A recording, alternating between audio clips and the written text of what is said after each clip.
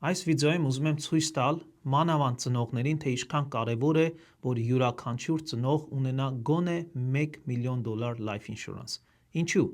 Որովհետև եթե վերցնենք միջին աշխատավարձը 50,000 տարեկան ԱՄՆ դոլար և այդ ծնողին մի դեպք պատահի, գոնե իր ընտանիքը իր եկամուտը կարողանա փոխարինի 15 տարով, և 15 անգամ 50,000 դա արդեն արեց 750,000։ Մնացածը կգնա